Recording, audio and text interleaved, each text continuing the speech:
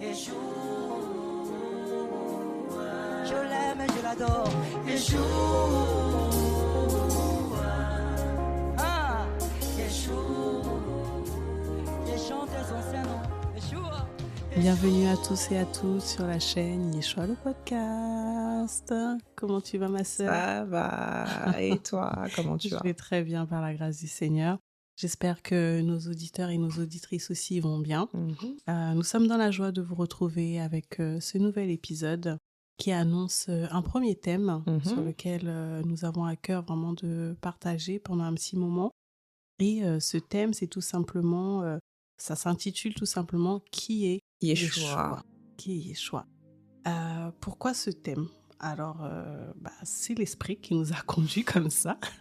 Il y a beaucoup de choses à dire sur le Seigneur. Il y a beaucoup de thèmes autour de lui. Mais c'est vrai qu'on voulait quand même commencer par ça dans le but de nous interpeller, nous pousser chaque jour à se poser cette question, de vraiment savoir qui il est réellement. Et pourquoi? Parce que nous sommes chrétiens. Nous n'appartenons pas à une religion, mais nous appartenons à Yeshua. Et si nous appartenons à Yeshua, qui est une personne, nous devons apprendre à connaître cette personne. Et certes, l'éternité ne suffit pas pour le connaître, mais j'aime un passage dans Jean 17 que je vais prendre rapidement. Dans Jean 17, 3, qui dit, donc là c'est le Seigneur qui parle, le Seigneur Jésus. « Or la vie éternelle, c'est qu'ils te connaissent, toi, le seul vrai Dieu, et celui que tu as envoyé, Jésus le Christ. » En fait, quand je lis ce passage, je vois que le Seigneur a défini la vie éternelle. C'est vrai que la vie éternelle, souvent, on le prend comme la vie après la mort, forcément. Mais c'est plus que ça. Et Yeshua a fait comprendre que hors la vie éternelle, c'est, donc quand on dit c'est qu'on est en train de définir quelque chose. Oui. La chose est comme ça. C'est ça. Hors la vie éternelle, c'est qu'ils te connaissent, toi le seul vrai Dieu, et celui que tu as envoyé, Jésus-Christ. Donc le souhait du Seigneur, c'est que nous apprenons à le connaître. Et pour cela, c'est un travail de tous les jours. Tous les jours. Et il faut vraiment que ça devienne aussi notre préoccupation. C'est-à-dire que quand nous ouvrons la parole, que ce soit pas pour méditer forcément, Seigneur, quelle est la parole que tu as pour ma vie?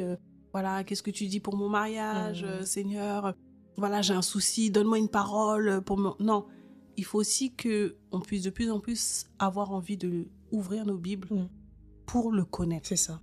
Pour savoir qui il est réellement. Et en fait, pour moi, je comprends que la vie éternelle commence dès le moment où tu cherches à connaître qui est Yeshua. Dès ce moment-là, tu rentres déjà dans cette vie éternelle. Et en fait, le passage de la mort à la vie éternelle, si je peux dire ça comme ça sera juste une continuité. Parce que sur la terre, tu auras déjà travaillé, tu auras déjà cherché chaque jour à apprendre à le connaître. Et on a voulu commencer par ce thème pour conscientiser tout à chacun, de se dire que c'est une question qu'on doit se poser tout le temps en fait. C'est même pas seulement une fois par semaine et tout, mais chaque jour. Se dire, Seigneur, je veux chaque jour avoir une révélation de toi. Je veux chaque jour avoir une connaissance de plus de ta personne, qui tu es réellement. Voilà, on m'a dit que tu étais comme ça. Je sais que tu es comme ça, que tu es mort à la croix. On m'a dit que tu es ressuscité, que tu es monté au ciel. On m'a dit que tu reviens, mais il est plus que ça. Et c'est vraiment, il se révèle à ceux qui le cherchent intimement. Et pour ça, on voit que c'est une question dans Jean. Je vais prendre le livre de Jean 8. C'est une question que même les pharisiens se posaient quand le Seigneur marchait sur la terre. Dans Jean 8 au verset 25, le Seigneur faisait des miracles. Ce qu'il faut savoir pour rentrer un peu dans le contexte, quand le Seigneur a commencé son ministère, vraiment c'était un ministère de puissance et il faisait des miracles, il faisait des choses, vraiment des prodiges. Il portait son nom, quoi. C'était vraiment, il faisait des prodiges. Et malgré ça, il y avait des cœurs endurcis, des pharisiens, des sadducéens, des juifs qui ne voulaient pas croire en lui, malgré les miracles qui se manifestaient. Et ils étaient tout le temps là en train de le questionner, tout le temps là en train de lui poser des questions. Et à un moment, il a fait, comme d'habitude, il a fait des miracles. Parce que quand on voit dans Jean 8, en fait, c'était l'histoire justement avec la femme adultère. Où justement, il lui a pardonné de ses péchés, il lui a dit « va et ne pêche plus ». Et c'est par la suite, ils ont commencé à se dire « mais c'est qui cette personne qui peut dire à quelqu'un « va et ne pêche plus », sachant que normalement, il faut faire un sacrifice d'animaux pour le pardon de ses péchés. Mais qui est-il? Et quand on descend plus bas, eh ben, au verset 25, il lui dit « mais qui es-tu » lui dirent-ils. Jésus leur répondit « ce que je vous dis dès le commencement ».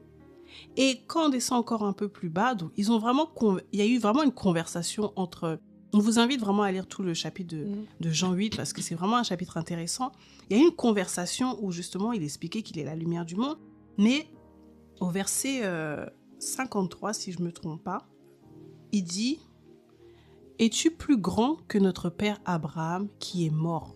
Les prophètes aussi sont morts. Qui prétends-tu être ?» Jésus répondit « Si je me glorifie moi-même, ma gloire n'est rien.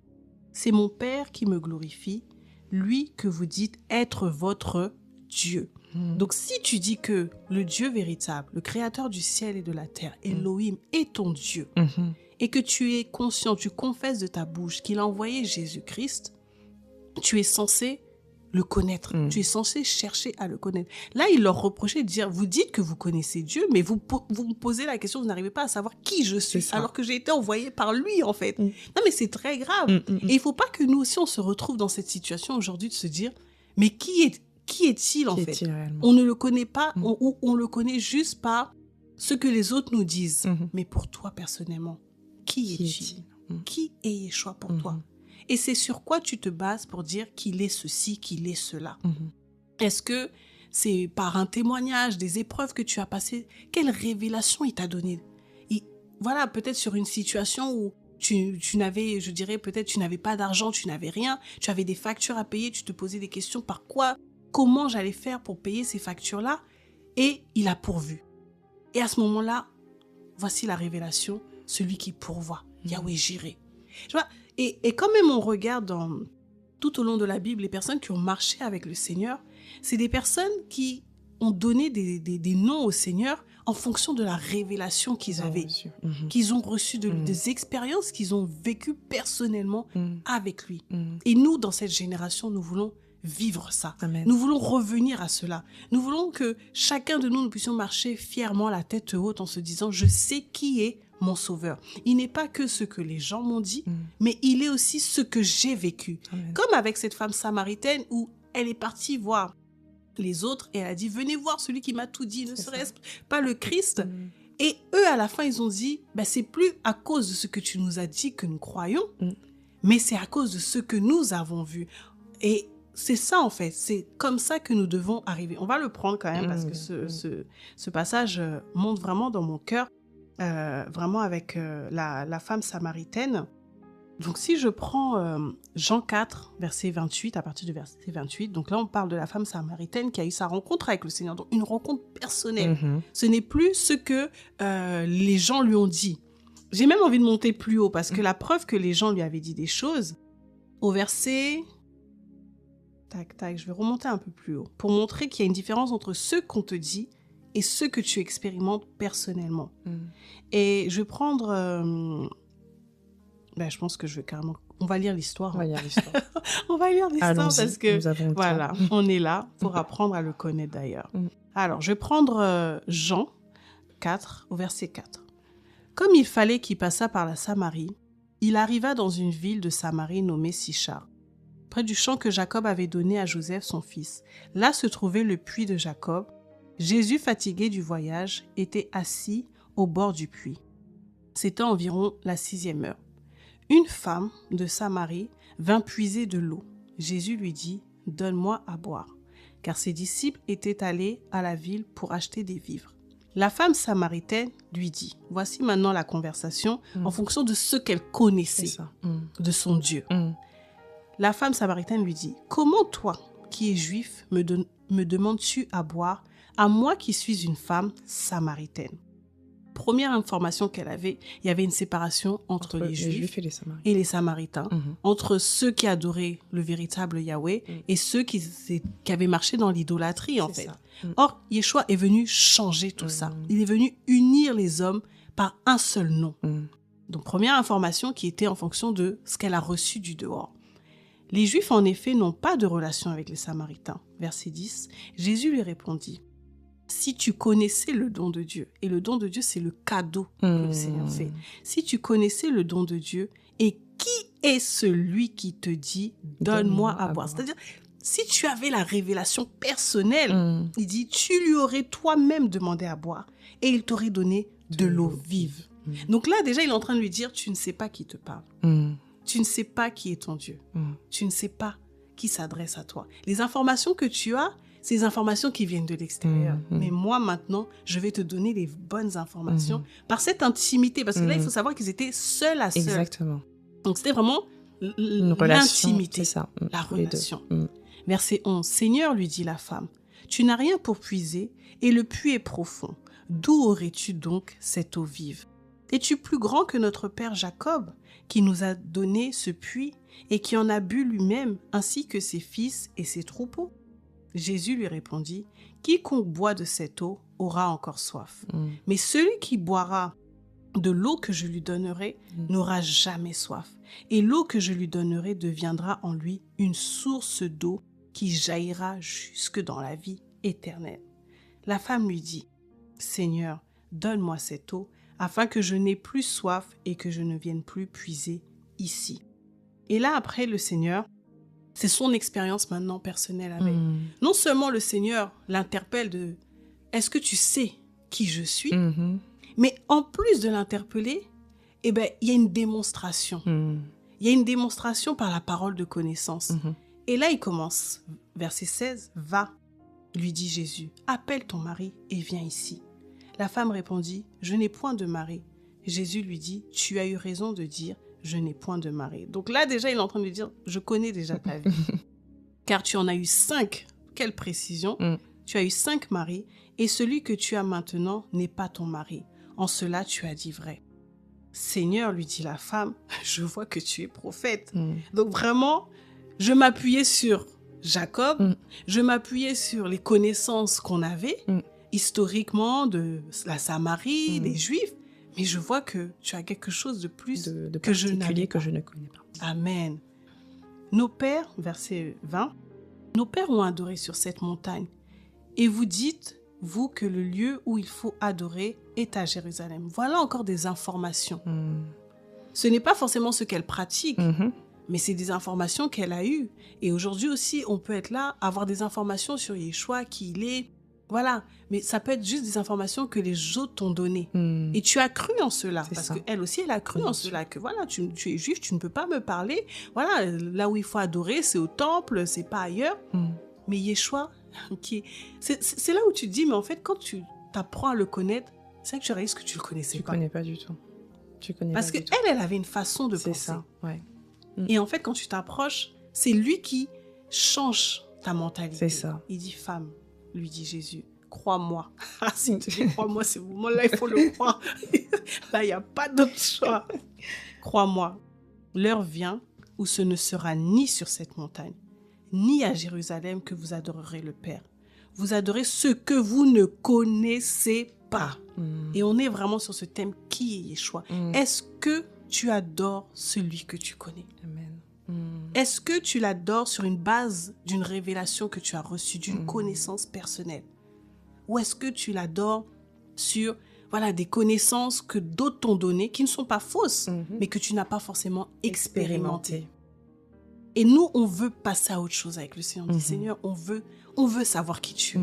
Il est temps pour nous. Les temps sont tellement difficiles. Il y a trop de distractions. C'est les ténèbres. Si nous ne connaissons pas qui tu es, on ne va pas pouvoir nous accrocher. C'est ça. On ne peut pas suivre quelqu'un qu'on ne connaît pas. Non. Et le monde même nous enseigne, tu ne suis pas un inconnu. On dit toujours aux enfants, ne parle pas à un inconnu, ne suis pas un inconnu. Mais nous voulons aller au ciel qui est dominé par quelqu'un qu'on ne connaît pas. Mais c'est comme c'est aller vers un inconnu, en fait. Tu veux aller squatter la demeure d'un inconnu. Non. Il faut changer ça. C'est ça. Et il dit, verset 22, « Vous adorez ce que vous ne connaissez pas. Nous adorons ce que nous connaissons. Car le salut, qui est la délivrance, vient des Juifs. Mais l'heure vient, et elle est déjà venue, où les vrais adorateurs, voilà ce que le Seigneur demande, adoreront le Père en esprit et en vérité. Car ce sont là les adorateurs que le Père demande. » Donc ça veut dire, maintenant, il cherche des personnes qui le connaissent en esprit et en vérité. Amen. Réellement. C'est pas ce qu'un tel m'a dit. C'est ce que j'ai compris de sa parole. Car la parole est la vérité. Le Seigneur dit, sanctifie-les par ta parole, car ta parole est la vérité. Donc du coup, quand il dit de l'adorer en esprit et en vérité, c'est en fonction de ce que tu connais dans la parole, de qui il est. Car ce sont là les adorateurs que le Père demande. Verset 24. Dieu est esprit. Et il faut que ceux qui l'adorent en esprit et en vérité. Ce n'est plus avec ton intelligence, ce n'est plus avec ce que tu vois autour de toi, parce que vous verrez, et plus on va avancer dans les épisodes et tout, on a beaucoup de thèmes à aborder, mais vous prendrez conscience qu'il y a beaucoup de choses qu'on voit, qu'on entend autour de nous, qui sont parfois même pas écrites dans la Bible. Il y a beaucoup de choses qu'on pratique dans le christianisme, dans le milieu chrétien, qui ne sont même pas, qui n'ont même pas été prescrits par le Seigneur, qui n'ont même pas été recommandés par le Seigneur. Beaucoup de choses sont rentrées au milieu de nous, que nous pratiquons. Ça peut être par des traditions, c'est devenu même, je dirais, des traditions humaines. Chaque année, faire telle chose, ou des habitudes qu'on a instaurées au milieu de nous. Mais en fait, quand on apprend maintenant à le connaître par la parole, on réalise que on adore le Seigneur beaucoup plus par l'intelligence, par des traditions, par des habitudes. Là où on se complaint, on est à l'aise, que en esprit et en vérité. Or, Dieu est esprit. Et il veut que maintenant son esprit puisse faire le travail en nous, de nous révéler qui il est. L'adore en esprit et en vérité. Et verset 25, la femme lui dit, je sais que le Messie doit venir. Donc, elle était passée de prophète. Là, elle a dit non. Là, non. Plus on avance. Là, dans la révélation. Plus tu te démontres. Sans que c'est pas plus j'expérimente, en fait, ta grandeur. Amen. Je me dis, non, tu es quelqu'un d'exceptionnel, en fait. Ça, c'est quelqu'un d'autre. Ça, c'est une autre personne. Je sais pas qu'est-ce qu'on m'a présenté jusqu'à ce jour. Mais ce qu'on m'avait présenté là, c'était pas ça. C'était pas ça. C'était vraiment pas ça. Donc là, la femme lui dit, je sais que le Messie doit venir. Celui qu'on appelle le Christ. Donc, Messie veut dire oint. Quand il sera venu, il nous annoncera toutes choses. Je veux faire une parenthèse, vite fait, une pause par rapport à ce verset, où quand le Seigneur nous a parlé de son esprit, je vais prendre le passage où le Seigneur nous parle justement de la venue de son esprit. On va prendre Jean 14, 26, oui c'est ça. Je vais même monter au verset 24 rapidement. Jean 14, 24. Celui qui ne m'aime pas ne garde point mes paroles. Et la parole que vous entendez n'est pas de moi, mais du Père qui m'a envoyé. Je vous ai dit ces choses pendant que je demeure avec vous. Mais le Consolateur, l'Esprit Saint que le Père enverra en mon nom, vous enseignera toutes choses et vous rappellera tout ce que je vous ai dit. Là, j'avais vraiment, quand on a lu ce passage dans Jean 4, par rapport à la femme samaritaine, ça m'a rappelé en fait ce que le Seigneur aussi a dit même pour nous aujourd'hui, que par son esprit, donc là encore on parle de l'esprit, donc c'est vraiment la connaissance de Yeshua, c'est une affaire d'esprit. C'est vraiment le chercher en esprit et en vérité. C'est dans sa parole, c'est garder sa parole. Mais on voit que l'esprit, l'une des fonctions de l'esprit en nous, c'est de nous enseigner toutes choses et de nous rappeler tout ce que Yeshua a dit. Parce que là, c'est lui qui parle et il dit tout ce que je vous ai dit. Non pas ce que quelqu'un t'a dit à l'extérieur. Peut-être au départ, le Seigneur a permis que quelqu'un t'enseigne et puis même à l'Assemblée, on a les 5 ministères, tout ça pour nous enseigner. Mais c'est pour rajouter un plus. Mais qu'est-ce que le Seigneur te dit dans le secret? Tu vois? Et c'est vraiment ce passage, et on va reprendre rapidement Jean 4 par rapport à la femme samaritaine. Voilà, là c'est elle aussi qui dit que le Messie, donc Jean 4 verset 25, que le Messie viendra et vous nous enseignera toutes choses. La femme lui dit, je sais que le Messie doit venir, celui qu'on appelle Christ. Quand il sera venu, il nous annoncera toutes choses. Et son esprit fait la même chose encore aujourd'hui. Jésus lui dit, je le suis, moi qui te parle. Voici la révélation. Donc là, elle a eu une vraie révélation de qui est Yeshua. En gros, si juste après cette scène, on questionnait cette femme, interview en mode, bon, qui est Yeshua? C'est le Messie. Amen. J'ai rencontré le Messie. Amen. Comment? Ben, par ses paroles, par ce qu'il a annoncé. Je savais qu'il devait venir. Mais là, quand ses paroles étaient tellement précieuses, mielleuses, que non. Il a dit tout. Regarde même, de toute façon, on va le voir. Hein. Ouais. Et verset 27, là-dessus arrivèrent ses disciples qui furent étonnés de ce qu'il parlait avec une femme. Toutefois, aucun ne dit « Que demandes-tu » ou « De quoi parles-tu avec elle ?» Alors la femme, ayant laissé sa cruche, s'en alla dans la ville et dit aux gens « Venez voir un homme qui m'a dit tout ce que j'ai fait. Ne serait-ce point le Christ ?» Voilà comment elle l'a présenté. Amen. En fonction de qui est Yeshua pour toi, c'est comme ça que tu le présenteras aux autres. Tu ne le présenteras pas forcément comment tu ramèneras une nouvelle révélation, peut-être. Un plus. C'est ça. Au-delà de oui, il est mort à la croix, mais qui est-il? Et elle a dit le Christ, le oint, celui qu'on attend depuis longtemps. C'est lui, celui qui doit nous annoncer toutes choses. Non, je suis en train de... C'est tellement fort ce que tu es en train de dire. Et je me mets vraiment à la place de la femme samaritaine qui était déjà partie dans une idéologie où le Seigneur n'était pas ce qu'elle recherchait vraiment. Parce que pour elle, déjà, il y avait cette différence entre les Juifs et les Samaritains. Ils ne pouvaient pas cohabiter ensemble et tout. Et plus la conversation continue, plus... Elle voit comme un prophète et tout. Maintenant, là, elle voit une autre révélation. Donc, tu vois qu'en fait, sa vision a totalement changé, en fait. Ça a totalement changé. Et ce qui est beau dans cette affaire, c'est que plus tu grandis avec le Seigneur, plus tu le vois autrement. Amen. Plus tu as envie, en fait, de te laisser façonner par lui, tu vois. Tu es tellement dans la joie, tu as tellement hâte, en fait, que tout le monde aussi, en fait, puisse aussi bénéficier de ce que tu as reçu, tu vois. Parce que elle, quand tu vois, en fait, elle est partie. Elle a dit, venez voir un homme qui m'a dit tout ce que j'ai fait. Comment toi, tu viens, en fait, tu me dis tout, en fait. En gros, tu détailles, tu sais que j'ai 6 maris. Donc, le 7e, c'est lui la perfection, tu vois. Tu te dis, mais, père, moi-même, en fait, personne n'a pu me décrire, a pu savoir ce que j'ai. Donc, en fait, en gros, toi, tu es beaucoup plus, en fait, que ce que je pouvais imaginer, tu vois. Et c'est ça qu'en fait, que je trouve ça magnifique. Au fil du temps, plus tu échanges avec le Seigneur, plus il se révèle à toi. Et il se révèle pas toi à moitié, en fait. Il te montre tel qu'il est, en fait, tu vois. Et c'est par là, comme tu as dit, dans où est Yeshua, il se retrouve certes à travers sa parole. Et plus en essayant de chercher tout ça et tout, il se révèle à nous. Donc du coup, on voit d'autres révélations. On se dit, mais Seigneur, je voyais pas les choses comme ça. Du coup, le verset que tu méditais, je ne sais pas, il y a X temps, tu le vois autrement. Parce que plus tu as soif de sa présence, soif de sa personne, il te montre les choses autrement parce qu'il enlève en fait le voile qui est en toi, tu vois. Et du coup, tu vois les choses autrement. Et c'est ça que j'ai trouvé ça merveilleux. Elle était venue avec un voile, elle est ressortie le voile ôté, tu vois, elle voit le Seigneur autrement, tout ça. Donc, c'est vraiment très très fort en fait. Non, c'est fort. Ce que tu as pu évoquer là-dessus. C'est fort. Et même quand tu parles, je réalise qu'elle est venue avec un raisonnement, elle est partie avec un autre raisonnement. C'est ça. C'était une femme rejetée. Son raisonnement, c'était « il n'y a pas de relation, moi et ces personnes-là ». Mais Yeshua est venu nous unir. Voilà l'amour. C'est fort en fait. Parce qu'il dit « tu adores ce que tu ne connais pas ». C'est ça.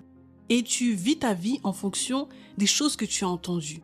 En fonction de l'histoire, en fonction des préjugés, en fonction de beaucoup de choses. Mais moi, je te dis. Et c'est là que je réalise que connaître Yeshua, c'est aussi se découvrir. C'est ça. C'est aussi se connaître. C'est voir avec les yeux du Seigneur, nous voir avec ses yeux, comment lui, il nous voit. Parce que si on s'arrêtait qu'aux disciples, eux-mêmes, ils étaient étonnés, mais d'où ils parlaient avec non seulement une femme, mais en plus une Samaritaine. C'est ça. Tu vois la mentalité de l'homme. Donc en gros, il n'y a rien à voir. Qu'est-ce que tu fais? En fait, en gros, tu fais n'importe quoi. Mais comme c'est le Messie, ils ne vont pas parler.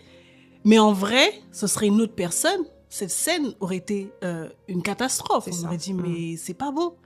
Mais la présence du Seigneur te change toute chose, te change ta mentalité, te change ta façon d'être, te change comment tu dois même fonctionner mais avec d'autres personnes et tout. Ton approche, elle n'est pas pareille en fait. Elle a totalement... Elle change en fait. Et c'est ça qui est merveilleux.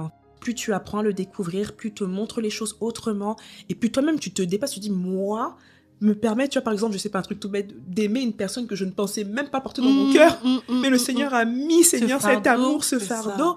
Mais c'est magnifique. Ça a changé totalement la mentalité. Et c'est ça qui est magnifique quand on parle de relation, parce qu'on dit bien que Yeshua n'est pas une religion, c'est une relation. C'est ça. Et c'est ça qui est beau. Franchement, c'est fort. C'est très, très fort là-dessus. Et ouais, moi, je suis vraiment en train de me projeter dans cette scène de comment elle est arrivée, comment elle est partie. Rien que par une simple conversation, un échange où il s'est présenté, il a parlé, elle a raisonné. Elle s'est dit, non, ce qu'il dit là, non, jamais homme n'a parlé comme cet homme, pardon. Il est extraordinaire. Non. Tant d'amour, tant de douceur. Il ne s'est pas pris la tête. Non. J'ai juste dit, si tu savais qui est celui qui te demande à boire, tu lui aurais toi-même demandé. Et ça a touché son cœur. Et du coup, elle a eu la révélation du Messie. Et quand on descend Jean 4, verset 39, plusieurs Samaritains de cette ville crurent en Jésus à cause de cette déclaration formelle de la femme. Il m'a dit tout ce que j'ai fait. Mais formelle, donc c'est-à-dire que par cette révélation, elle a eu de l'assurance. Amen. Elle savait de quoi elle parlait. Amen. Et eux-mêmes se sont dit non. Elle, on la connaissait. Et ce que j'aime, en fait, c'est que le Seigneur ne lui a pas donné de nom à la femme samaritaine pour dire que on peut tous se référer à elle. Tu vois. Ils ont dû se dire la vie qu'elle avait, comment elle abordait les gens. Et ça se trouve qu'à force de cette réputation d'avoir eu 5 maris, et le 6e n'était même pas son mari et tout, elle avait elle marchait la tête baissée, en manque d'assurance. Voilà, les gens peut-être disaient que c'était une traînée. C'est ça. Et Yeshua a changé son histoire, son identité. Il lui a dit, maintenant tu peux m'adorer. Tu peux m'adorer. Et forcément, il y a eu une repentance. Parce que tu peux pas t'approcher du Seigneur sans repentance. Il y a eu une réconciliation. Amen. Le monde t'avait séparé de moi. Effectivement, les Juifs et les Samaritains n'avaient point de relation. Mais aujourd'hui, c'est individuel, chaque personne. Ton histoire ne dépend pas d'une foule, mais ton histoire est personnelle. Amen. En fonction de toi. Si tu décides de m'adorer en esprit, en vérité, tu peux le faire aujourd'hui. L'heure vient et elle est venue. Et cette femme, elle s'est dit, non mais, j'étais dans une prison.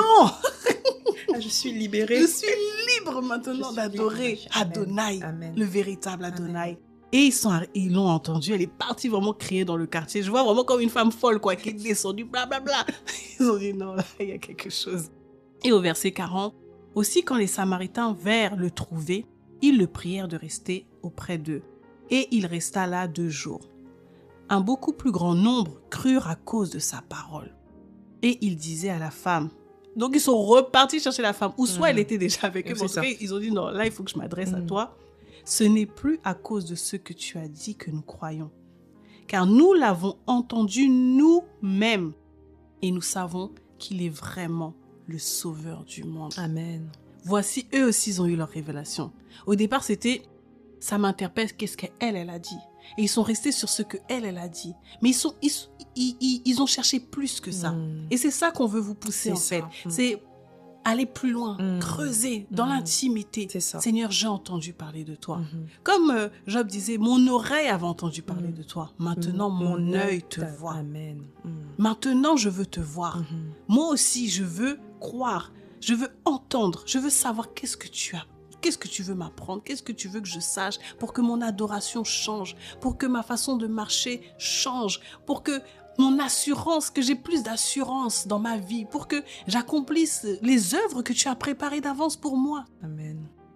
Amen. C'est seulement quand tu vas commencer dans ton cœur à chercher à savoir qui est Yeshua. Amen. Et c'est pour ça que ce thème pour nous, c'était important de commencer par ça, pour booster tout à chacun maintenant, de reprendre un nouveau chemin. Un chemin où, voilà, tu n'es plus chrétien par habitude. Tu n'es plus chrétien juste pour savoir c'est qui mon mari. Parce que il n'y a pas d'intérêt de chercher Yeshua pour des choses qu'on peut trouver dans le monde. C'est ça.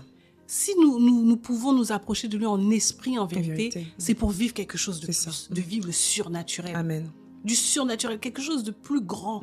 Atteindre vraiment sa stature, le ressembler, porter son caractère, être à son image. Il a plus à nous donner que peut-être juste le mariage, un travail, une maison, une famille, des enfants. Plus que ça, mon frère, ma soeur. Pour moi, c'est cette vision-là, c'est être comme la femme samaritaine, chercher juste des choses simples de la vie de tous les jours. Oui, le puits de Jacob, voilà. Non, plus que ça. Et quand le Seigneur lui a dit, je peux te donner plus, c'est ce qu'il lui a fait comprendre en fait. Si tu savais, toi-même, tu lui aurais demandé à boire et il t'aurait donné de l'eau qui jaillira jusqu'à la vie éternelle. C'est-à-dire, il va te donner quelque chose de plus. De plus. De plus. Et ça peut que te faire du bien en fait. Amen. Ça peut que te faire du bien. Tu es tu traverses des moments, je sais pas, un peu difficiles, autres, et quand tu es dans sa présence, en fait, tu te sens apaisé. Amen. Tu as la paix et être dans sa présence, en fait, en méditant sa parole, ça te rebooste. Amen. Ça te ramène vraiment dans une dimension que tu ne pouvais même pas imaginer. Et le Seigneur, en fait, se laisse trouver. Yeshua se laisse trouver. À partir du moment où tu t'approches de lui, à partir du moment où tu viens même tel que tu es, en fait, tu n'es pas obligé d'avoir je ne sais quoi. Le Seigneur, ce qu'il veut, c'est ton cœur, en fait. Il veut, en fait, te transformer, tu vois. Il veut restaurer, en fait, ce qui a été peut-être brisé, tu vois. C'est ce qu'il a besoin. Et je sais que nous passons peut-être par des moments où, voilà, on a un peu des questionnements et on se pose beaucoup de questions. Mais le Seigneur, par sa grâce, en fait, il est là, il te répond, même à tes prières. Même il y a des choses où tu ne pouvais pas forcément voir ou imaginer, mais il est là. Amen. Il t'entend, il t'écoute et il prête l'oreille, en fait. Le Seigneur est vraiment un être humain. C'est beaucoup plus même qu'un être humain, c'est une vie. C'est une vie, en fait. Et à partir du moment où on l'accepte dans notre vie, il prend place et puis il agit, en fait. Et même la femme samaritaine, en fait, ne pouvait même pas imaginer qu'elle pouvait, par une conversation, vivre toutes ces choses autour d'elle. Et même ces personnes qui l'entendaient se disent, waouh, c'est quand même fort quand même ce qu'elle a vécu. En une conversation, limite, je pense qu'elle s'est repentie aussi de toutes ces choses parce qu'elle s'est sentie vraiment humiliée, salie. Quand on te dit comme quoi que tu es... là encore, c'était Yeshua qui a parlé que tu as 5 maris. Il ne l'a pas jugé. Il lui a pas dit comme quoi que tu as 5 maris, tu te rends pas compte. Tout ce que tu as pu faire par le passé, c'est pas normal. Tu aurais pu faire attention. Non.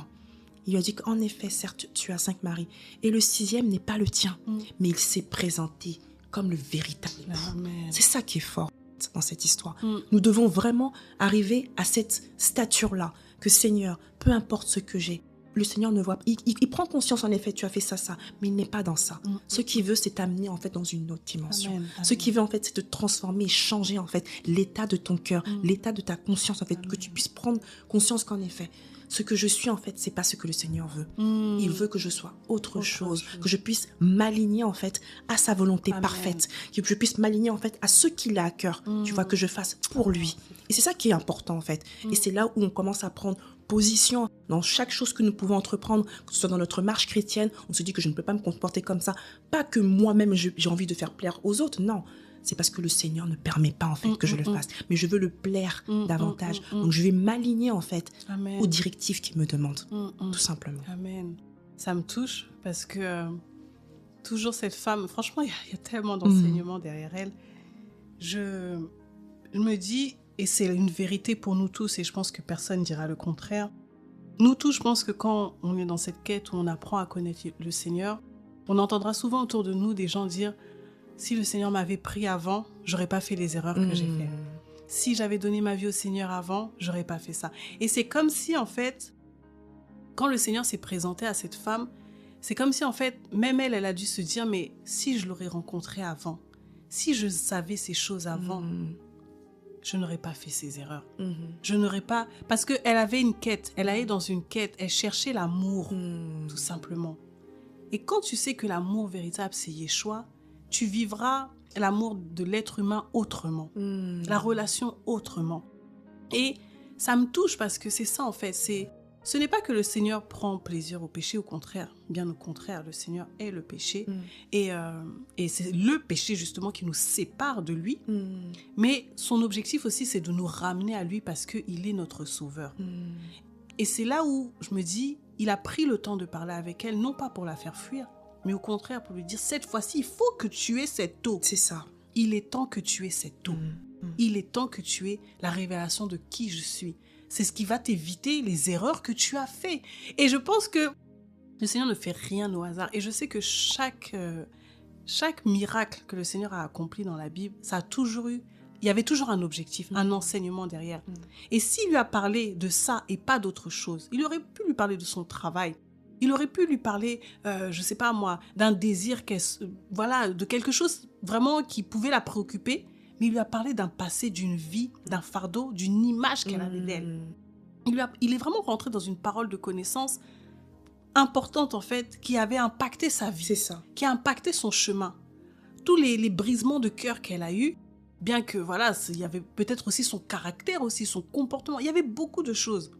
Mais le Seigneur est venu, en fait, lui dire, voilà qui je suis, voilà ce que je suis capable de t'apporter. Et si tu me suis, tu auras la vie éternelle, Amen. l'eau qui va jaillir jusqu'à la vie éternelle. Et c'est ce dont elle avait besoin. Amen. Et c'est pour ça que nous avons besoin de connaître qui il est. Nous avons besoin, chacun de nous, d'avoir une connaissance personnelle de qui il est. Amen. Afin que même nous, il nous restaure, il nous transforme, qu'on revienne vraiment à son image, qu'on arrête d'errer de gauche à droite, dans des péchés, dans des vices, dans des choses comme ça, par la connaissance de sa personne. Plus tu apprends à le connaître, plus tu apprends à te connaître. Et comme tu as dit, tu vas faire les choses par amour pour lui, et ça va t'éviter tellement d'erreurs, tellement de méchanceté, même dans les relations, dans le jugement, C'est dans ça. les calomnies, dans beaucoup de choses. Amen.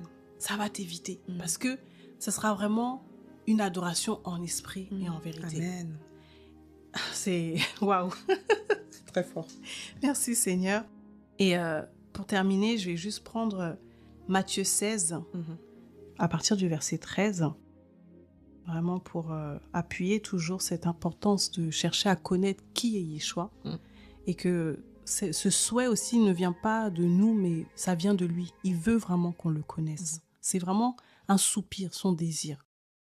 Matthieu 16, 13 dit « Jésus étant arrivé dans le territoire de Césarée de Philippe, demanda à ses disciples. » Là, il parle à des personnes qui le suivent. Je veux juste remettre le contexte du disciple, c'est que il avait 12 disciples qui le suivaient jour et nuit, qui allaient de lieu en lieu avec lui, qui le voyaient faire des miracles, qui le voyaient guérir des malades, qui le voyaient annoncer la bonne nouvelle par les paraboles, mais dans le secret, il les enseignait lui. Donc, ce n'est pas n'importe qui. C'est des personnes qui se disaient marcher avec lui. Et à un moment donné, il avait besoin de savoir si ils savent vraiment avec qui ils marchent. Parce que c'est ça en fait. Tu ne peux pas marcher toute ta vie dans le vide. À un moment, il faut te poser la question, est-ce que tu sais avec qui tu marches? Et même Yeshua a envie de s'assurer par diverses épreuves, par diverses situations, en fonction de la manière dont tu vas réagir. Est-ce que réellement tu sais qui il est? Et là, on dit, donc demanda à ses disciples, qui dit-on que je suis, moi le Fils de l'homme? Ils répondirent, les uns disent que tu es Jean-Baptiste, les autres Élie, les autres Jérémie et l'un des prophètes. Ok. Donc ça encore, c'est l'information qui vient de l'extérieur. En fonction de ce que les gens voient et que tu fais, certains se disent que tu es probablement Jean-Baptiste. D'autres se disent que tu es Élie le prophète qui est revenu. D'autres Jérémie. Ou l'un des prophètes. Voilà. Ok, il n'y a pas de souci. Verset 15. Et vous? C'est-à-dire quand il dit « et vous », il faut reprendre le contexte. « Et vous qui me suivez. Et vous qui marchez avec moi. Et vous qui dormez avec moi. Et vous qui voyez tout ce que je fais. » Leur dit-il, « Qui dites-vous que je suis? Pour vous, je suis qui? » Donc, si le Seigneur a posé cette question, sachant que nous sommes bâtis sur ses fondements, sur ses enseignements à lui, ça veut dire que même nous, à un moment, on doit s'arrêter, prendre ce verset en considération et se poser la question, qui est-il? Simon, verset 16, Simon-Pierre répondit, tu es le Christ. On revient encore à la révélation de la femme samaritaine, parce que là, c'était un contexte aussi précis où ils attendaient le Messie. Et nous aussi, dans ce temps de la fin, nous sommes dans un contexte précis où nous attendons l'époux. Nous aussi, nous devons avoir une révélation de sa personne. Tu es le Christ, le Fils du Dieu vivant. Donc là, on ne parle pas d'un Dieu mort. On parle vraiment du Créateur du ciel et de la terre. Celui qui a commencé depuis Genèse. On ne parle pas d'une statue. On ne parle pas d'un effigie. On parle vraiment du Créateur. Le Créateur. Moi, j'aime souvent l'appeler le Créateur parce que c'est lui. Ça a été créé par une personne. Les ciels, la terre, la mer, tout ce qu'elle renferme a été créé par une seule personne. Ils n'étaient pas 15 000 devant. Voilà. C'est pas une entreprise. C'était vraiment un seul. Et le fait de dire le Dieu vivant, le Créateur du ciel et de la terre, tu le mets dans sa suprématie. Le Genèse, chapitre 1, où c'est au commencement, Dieu créa. Amen. Et il dit le Dieu vivant. Jésus, verset 17, reprenant la parole, lui dit, « Tu es heureux, Simon, fils de Jonas. » Voilà ce que nous procure la révélation de Yeshua. Amen. Ça nous procure la joie, Amen. la paix, Amen. le bien-être. Mm. Et c'est ce qui s'est passé avec la femme samaritaine. C'est ça. Elle était heureuse. Elle n'est pas partie annoncer en pleurant, Mhm. mais elle a forcément annoncé ça avec une joie, Mhm. un bien-être, Mm. une assurance. Mm. Et il dit, « Simon, fils de Jonas, car ce ne sont pas la chair Mm. et le sang qui t'ont révélé cela, mais c'est mon Père qui est dans les cieux. » Amen. Et là, c'est le Seigneur qui donne un enseignement au travers de ça. Mhm. Il dit, ce ne sont pas la chair et le sang, c'est-à-dire l'être humain, l'homme, l'intelligence humaine, Mhm. ce que tu peux trouver dans les livres, dans des histoires, parce que même à l'école, on parle de Jésus. Hein. Mm. Voilà, il est venu sur la terre, C'est ça. nanana. Chacun va donner une définition de De Jésus. Mm. Que c'est un révolutionnaire. Moi, C'est j'ai ça. déjà entendu ça. C'est un révolutionnaire, tout ça. Voilà. Et d'autres vont dire c'est un simple prophète. Mm. Effectivement, Mm. il y a des religions aujourd'hui qui prennent Jésus juste pour un simple prophète. Mm. Mais il est plus que ça. Mm. Donc, on voit que même ce contexte existe encore aujourd'hui. Mhm. Si nous faisons le tour, en fait, du monde, ou même un micro-trottoir, on demande aux gens qui est Jésus pour toi, chacun aura sa définition. C'est sûr. Ouais, c'est un prophète, Mm. c'est un révolutionnaire, c'est un juif, Mm. c'est ainsi, c'est ça, ok. Mais le Seigneur dit non, à un moment, il faut plus écouter autour de toi. Mm. Qui dites-vous que je suis? Vous qui Mm. marchez avec moi, Mm. toi qui marches avec le Seigneur, qui est-il pour toi? Mm. Et c'est une révélation aussi qui doit aller en constance, Mm. de croissance en croissance, de Mm. gloire en gloire. C'est-à-dire, ce qu'il est aujourd'hui, c'est pas forcément ce qu'il sera demain. C'est ça. Parce que le Seigneur est grand. Mm. Il est grand, il est puissant. Mm. Et chaque jour, c'est pour ça que je disais au départ, il faut dire au Seigneur, Seigneur, chaque jour, je veux avoir une révélation de toi. Je veux Mm. avoir ne fût-ce qu'une petite information Une de petite plus. information de ta personne. Même une petite. C'est Mais important. quelque chose que je ne savais pas hier, Mm. que je veux savoir aujourd'hui. Mm. Et il dit, ce ne sont ni la chair et le sang qui t'ont révélé. Là, on parle de révélation. Mm. Donc, c'est vraiment, c'est par l'esprit. Et il dit, mais c'est mon Père qui est dans les cieux. Mm. Or, le Père se révèle par l'Esprit. Mm. On l'a lu tout à l'heure dans Jean 14, où il dit qu'il allait nous envoyer son Esprit, que le Père allait nous envoyer l'Esprit et qu'il allait nous enseigner toutes choses et qu'il allait nous rappeler tout ce que Yeshua a dit. Mm. Donc, on voit que tout ça, c'est un, c'est uni. C'est vraiment la connaissance du Seigneur, c'est le chercher dans l'intimité par l'Esprit, Amen. dans sa parole. Amen. Demander au Seigneur de nous éclairer, de nous ouvrir les yeux Mm. pour que nous soyons heureux, que nous puissions marcher avec assurance. Mm. Pour que notre foi soit bâtie sur le rocher, qu'on Amen. sache pourquoi nous sommes chrétiens, pourquoi Amen. es-tu chrétienne, Mm. pourquoi es-tu chrétien. Et que quand les épreuves viendront, c'est ce qui va te maintenir. C'est ça. C'est ce qui va dire non, moi je ne suis pas venue à Jésus parce que ma mère est chrétienne, parce que ce qu'on entend souvent, Oui. Mm. je suis né chrétien. C'est ça. Moi, des fois, j'aime bien poser cette question pendant l'évangélisation. Mm. Si je tombe, parce que souvent on se dit, bon, on va évangéliser peut-être quelqu'un qui connaît pas le Seigneur. Et si tu tombes sur une personne qui te dit, ah non, moi je suis chrétienne, souvent on a l'habitude de fuir, de dire, ah d'accord, bon, Ok, bah ouais. voilà, bon, bah bonne continuation. Non, moi j'aime bien titiller. Mm. On me dit, ah t'es chrétienne depuis quand? Ah bah depuis que je suis née. Hein. Non, on Mm. on Non, le devient. On vient. Voilà, ouais, on le devient. On ne naît pas chrétien, on le devient. C'est ça. Par la révélation. C'est ça. Quelle est la révélation que tu as qui te permet de dire que tu es chrétien? C'est très fort ce que tu dis, même si le fait que tu as pris ce passage, parce que je me rends compte qu'en fait, quand on pense en fait connaître le Seigneur, il y en a beaucoup qui marchent avec lui. En réalité, ils le connaissent pas, parce que lui-même en fait leur pose la question et il leur dit en fait en gros, vous, d'après vous, qui suis-je? Parmi eux, il y a que Pierre qui a répondu. Et encore, c'était pas de sa sagesse humaine, c'est vraiment le Seigneur qui lui a révélé cela. Tu prends conscience qu'en fait, tu peux marcher avec le Seigneur toute ta vie, en fait, mais tu ne le connais pas. Donc, en fait, tu peux faire tes prières, tu peux être là. Oh non, je suis chrétienne, je crains le Seigneur, je fais ceci, je fais cela, mais tu es éloigné de lui, en fait. Tu n'es même pas... tu le connais pas sa révélation, parce que si tu le connaîtrais vraiment, il y a des choses que tu pourrais peut-être faire autrement, tu vois. Mais tu le fais un peu entre guillemets par système, parce que c'est comme ça qu'on m'a appris, c'est parce que c'est comme ça que je vois, les gens ils font comme ceci, donc je suis un peu le mouvement de foule et tout. Mais qu'est-ce que le Seigneur te dit dans le secret, réellement, concernant sa personne en fait? Et c'est ça la réelle révélation. Simon Pierre, il a eu cette révélation, et même quand On continue le passage, le Seigneur, voilà, lui-même, il le dit. Hein, bon, tu peux même le continuer quand... Au verset 18. C'est ça. Et moi, je te dis que tu es Pierre, et que sur cette pierre, je bâtirai mon église, et que les portes du séjour des morts ne prévaudront point contre elle. Amen. Sur cette pierre... Non, mais... sur ce rocher, je vais bâtir mon ecclésia. Amen. C'est trop fort. C'est trop fort. C'est là où tu prends conscience que, waouh, Seigneur, à travers la révélation que j'ai reçue de toi, en fait, tu peux bâtir quelque chose sur moi. Et je vais rester là. Je resterai sur le roc. Wow. Je resterai à travers... Enfin, je vais désirer, en fait, ta présence. Je vais à chaque fois, en fait, comme tu l'as dit, en fait, toujours être en quête de chercher qui tu es. Et nous devons... C'est ça qui est beau. Le qui est Yeshua, c'est de vraiment chercher, Seigneur, où es-tu? Où tu te trouves dans la Bible? Tu es où? Dans quel verset? Dans quel passage? Ah, ok, d'accord, je te vois comme ça. Ah, je te vois autre... Ok. Et c'est ça qu'on a besoin.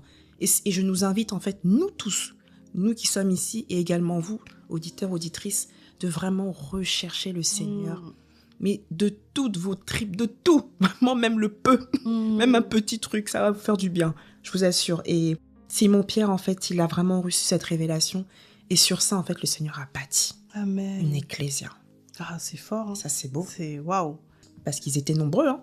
Mais il n'y a que lui qui a eu cette révélation-là. Donc, pour te dire que tu peux marcher avec des personnes, mais c'est pas tout le monde qui a la révélation. C'est ça.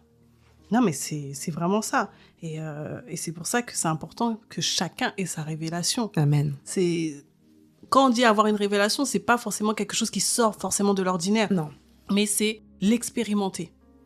L'expérimenter et avoir une foi ferme. Parce que la foi vient de ce qu'on entend. Amen. Et ce qu'on entend vient de la parole de Dieu. Amen. Donc, c'est juste avoir une expérience personnelle avec le Seigneur par rapport à ce que sa parole déjà nous enseigne. Mais que tu le vives, que ce soit pas juste de tes lèvres, que ce soit pas juste de ta bouche. Et comme tu disais, c'est ce qui va aussi conditionner ta manière d'être. Ta vie de sanctification sera en fonction de la révélation que tu auras du Seigneur. Parce que tu vas savoir qu'il y a des choses que le Seigneur n'aime pas, il y a des choses que le Seigneur n'apprécie pas. Et c'est ça que j'aime en fait quand on parle de relation et non pas de religion. Parce que religion, tu vas faire des choses pour plaire soit aux hommes, être bien vu, ou sinon des choses pour satisfaire et tout. Mais quand on parle de relation, en fait, pour même encore parler de la religion, c'est comme si c'est par contrainte. Tu peux faire les choses par contrainte. On va te dire, mais le voile, on met seulement parce qu'il faut mettre quoi. Mais t'es pas convaincu. Tu fais pour faire parce que c'est c'est comme ça ça qu'on nous a religion. enseigné. Voilà. Tu vois, tu dois arriver à 10 heures pile, tu dois prier 3 fois par jour, tu dois...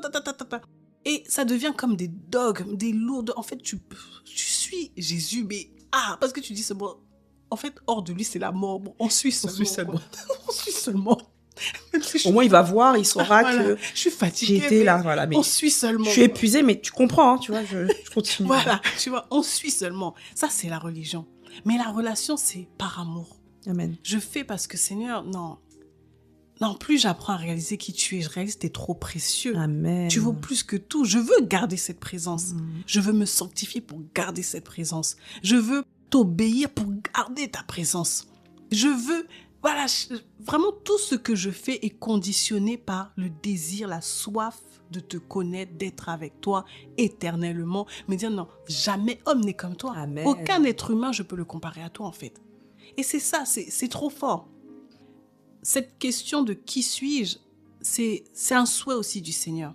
Il veut vraiment qu'on apprenne à savoir qui il est.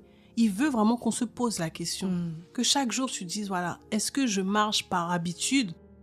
Ou est-ce qu'il y a encore ce cœur qui palpite, cet amour, ce premier amour? En fait, c'est aussi pour ranimer toujours le premier amour en nous. C'est pour pas qu'on soit des chrétiens éteints, fatigués. Non, qu'on soit toujours zélés, toujours fougueux, toujours persévérants. C'est-à-dire, même s'il y a les épreuves, tu dis non, Seigneur, je persévère parce que je sais qui tu es. Je sais que mon Rédempteur est vivant et qu'il se lèvera le dernier. Amen. Donc, je ne vais pas baisser les bras. Je sais que c'est par beaucoup de tribulations qu'il faut rentrer dans le royaume des cieux. Je ne vais pas baisser les bras. Amen. Je sais que tu entends nos prières et tu finis par répondre. En fait, plus tu sais qui il est, tu dis non, je m'accroche en fait. Tu es mort à la croix pour moi, pour le pardon de mes péchés. Amen. Si je te fuis là, qui va pardonner mes C'est péchés? ça. Tu vois, toutes ces révélations. Et vraiment, je me dis non, Seigneur, aide-nous à te connaître. Amen. Et Et vraiment, là, je pense que ce sera une vraie conclusion par l'esprit. Je vais prendre Matthieu 7. Alors, à partir du verset 21. « Ce n'est pas tous ceux qui me disent « Seigneur, Seigneur » qui entreront dans le royaume du ciel, mais celui qui fait la volonté de mon Père qui est au ciel. Beaucoup me diront en ce jour-là « Seigneur, Seigneur, n'avons-nous pas prophétisé en ton nom ? Et n'avons-nous pas chassé les démons en ton nom ? Et n'avons-nous pas fait beaucoup d'œuvres merveilleuses en ton nom ? Et alors je leur déclarerai, je ne vous ai jamais connus. Retirez-vous de moi, vous qui pratiquez l'iniquité. C'est pourquoi quiconque entend ces paroles que je dis et les met en pratique, je le comparerai à un homme prudent qui a bâti sa maison sur le roc, comme on avait vu par rapport à Pierre tout à l'heure, où le Seigneur avait dit justement que sur ce roc, il bâtira son église. Parce qu'il avait une parole ferme qu'il avait gardée justement, et ça faisait de lui un homme prudent. Et la pluie est tombée, et les torrents se sont débordés ou se sont jetés, et les vents ont soufflé et ont fondu sur cette maison-là. Elle n'est pas tombée, car elle était fondée sur le roc. Amen. Cette parole que le Seigneur nous donne, la révélation qu'on a du Seigneur, nous permet de nous maintenir sur le roc. Amen. C'est ce qui nous permet vraiment de ne pas être ballotté à gauche, à droite, mais vraiment de rester appuyé sur lui. Et c'est ce que le Seigneur veut. Il veut vraiment que nous puissions le connaître. Et moi, le verset qui m'a le plus interpellé, comme je disais, c'est surtout le verset 23, où il dit « Et alors je déclarais, je ne vous ai jamais connu. Retirez-vous de moi. » Donc, c'est pas une affaire de « je fais des miracles, Seigneur, j'ai chassé des démons en ton nom. » C'est une affaire de connaissance. Est-ce que tu le connais? Et quand j'étais partie voir un petit peu le mot d'origine, le mot connu, dans le grec, c'est gynosko. Et c'est apprendre à connaître. Donc, quand il dit « je ne vous ai jamais connu », c'est « et vous n'avez jamais cherché à apprendre à me connaître.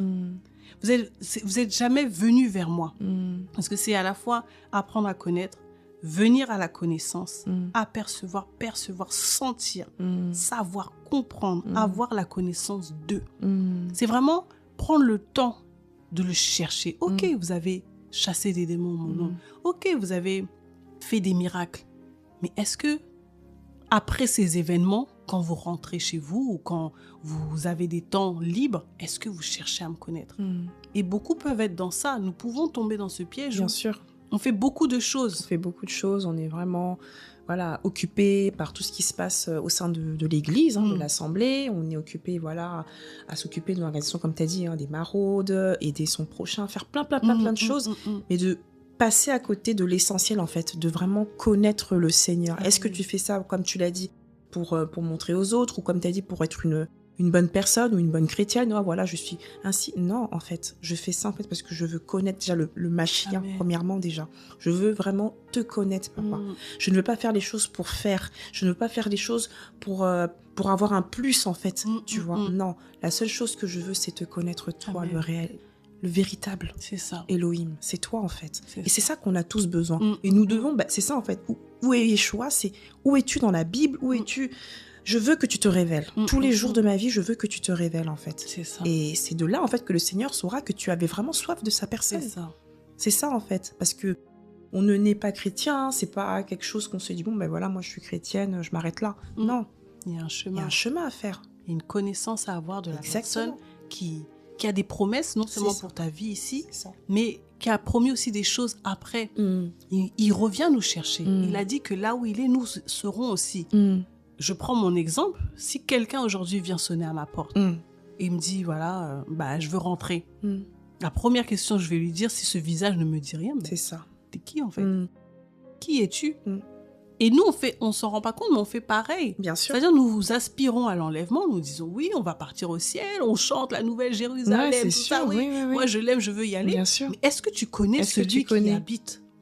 Tu as donné un bel exemple parce que tu as dit à la personne, en fait, que je ne te connais pas. Mais elle te dira, si, tu te souviens pas de moi. Et pourtant, j'étais là-bas, j'ai fait ceci. Non, mais franchement, ton visage, il me dit rien du tout. C'est ça le pire, en fait. C'est que tu penses, en fait, être vu du Seigneur. Mais t'es pas là du tout. Tu sais pas qui t'es. Tu ne sais pas qui tu es. Parce que comme toi, en fait, quand tu le vois, la personne physiquement, tu te dis, mais ton visage, il me dit rien du tout, en fait. Tu as beau faire des choses et tout, même pour moi, c'est bien, mais moi, je te connais pas, perso. Donc, je te fais pas rentrer chez moi. C'est jamais arrivé jusqu'à moi. Non. Et c'est encore plus fort parce que, au-delà même de dire, ouais, ton visage me dit rien, mais est-ce que tu as pris le temps de me connaître? Pour moi, les gens que je connais, c'est les gens avec qui je parle régulièrement, c'est les gens avec qui j'ai une relation, les gens que je peux voir peut-être au moins une fois par an. C'est ça. Je sais pas, qui s'intéressent au moins à savoir où j'habite, avec qui je vis, qui je suis. C'est qui je suis, quelle est ma personnalité, qu'est-ce que j'aime pas.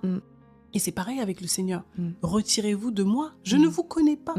Et en plus de ça, vous commettez l'iniquité. Et c'est ce qu'on disait. Connaître le Seigneur t'évitera de faire des erreurs, d'arrêter de faire certaines choses, donc d'arrêter de commettre l'iniquité. C'est ça. Donc c'était un problème vous faites des œuvres, mais quand je regarde, vous faites des exploits, si je peux dire ça comme ça, mais quand je regarde votre caractère, vos fruits, vous faites le contraire de ce que j'aime, vous commettez l'iniquité. Mais non, vous me connaissez pas. Ouais. Je suis désolée. Non, parce que moi, c'est comme si tu viens, tu dis je te connais, tu sonnes à ma porte et tu me ramènes un fruit que j'aime pas. Bah non, en fait, tu me connais pas. Parce que si tu me connaissais, tu aurais su que ce fruit-là, en fait, moi, je mange pas. Tu vois? Mais c'est ça, parce que quel fruit est en toi, c'est l'iniquité. Amen. Au lieu de retrouver c'est ça. Oui, c'est la ça. sainteté, le fruit de l'esprit. Ouais. Et c'est ça où on voulait vraiment vous interpeller au travers de cet épisode, à chacun de nous être vraiment en quête de chercher le Seigneur de plus en plus, de le connaître, d'avoir vraiment une révélation de sa personne, une intimité avec lui, réelle et sérieuse, et de ne pas se retrouver comme ces personnes-là, arriver à l'enlèvement, ou au jugement dernier, dire, le Seigneur te dit, non, je ne te connais pas. Et vraiment, c'est ça, c'est avoir une expérience avec lui. C'est le chercher tous les jours. Et j'aime en fait un passage rapidement où justement David lui-même disait, quand je regarde dans Psaume 27, verset 8, je vais le lire juste rapidement, où c'est David en fait qui disait, « Mon cœur dit de ta part, cherchez ma face. Je cherche ta face, ô Éternel. » Et c'est ça, quand on dit qui est Yeshua, ça veut dire chercher sa face, chercher son visage, chercher à savoir sa personnalité, chercher à voir comme il voit. Parce que quand on parle de la face de quelqu'un, c'est ses yeux, c'est son nez, c'est sa bouche, c'est ses oreilles. Voir comme il voit, entendre comme il entend, penser comme il pense, sentir comme il ressent. Voilà, parler comme il parle. Qui est Yeshua? Amen. Afin d'être comme toi. Et vraiment, c'était ça, mon cœur. Et il dit pas c'est ma tête, c'est un état de cœur. Commencer à chercher Yeshua, c'est une décision. Se dire maintenant, Père, c'est bon, j'ai erré longtemps. J'ai été à fond dans la religion. J'ai fait beaucoup de choses. J'ai senti que j'ai couru en vain. À chaque fois, j'avance, je recule. J'avance, je recule. Pourtant, je suis chrétienne. Mais non, cette fois-ci, mon cœur dit de ta part, cherche ma face. Et moi, je réponds, je cherche ta face. Oh Yahweh, je veux chercher ta face. Je veux savoir qui tu es. Afin que moi aussi, tu puisses compter sur moi. Tu puisses bâtir quelque chose de réel dans ma vie. Que ma vie prenne un nouveau sens. Et que comme tu l'as dit dans Jean 17:3, que la vie éternelle, c'est de te connaître. Et bien que je puisse commencer dès maintenant ma vie éternelle et jusqu'à ton retour, que cette vie éternelle continue de gloire en gloire, de siècle en siècle, que je te connaisse, que je te contemple, que je voie qui tu es. Et vraiment, nous vous encourageons que après vraiment l'écoute de cet épisode, que vous puissiez prier et demander, Seigneur, révèle-toi, moi, qui es-tu? Je ne veux plus me baser sur même des anciennes révélations que j'avais, que tu as fait hier. Je veux des nouveaux miracles. Je veux vivre des nouvelles expériences avec toi. Amen. Je veux vivre des nouvelles situations. Je ne veux plus marcher dans l'inquiétude, mais je veux marcher dans la foi en ton Fils Yeshua, le Christ. Comme voilà, cette femme samaritaine avait la révélation du Christ, du Messie, le oint, celui qui est capable. C'est-à-dire, il est mandaté. Il a la capacité de faire ce que personne n'était capable. Et lui-même, il a dit, l'Esprit du Seigneur est sur moi parce qu'il m'a oint. Amen. Afin d'accomplir plusieurs missions, d'annoncer la bonne nouvelle aux pauvres, de guérir le cœur brisé, de proclamer la délivrance aux captifs, de faire que les aveugles recouvrent la vue. Il a été oint. Amen. C'est ça le Messie. C'est le oint, celui qui est capable de faire ce que personne d'autre ne peut faire dans ta vie. Et vraiment, sur ces paroles, en tout cas, on vous bénit. Oui. Soyez encouragés, Amen. Fortifiés. Et voilà, continuez vraiment vos recherches aussi de votre côté. C'est très, très important. Et que le Seigneur tout simplement soit glorifié. Amen. Et on vous dit à très bientôt. À très bientôt. Dans un nouvel épisode. À bientôt. À bientôt. Je l'aime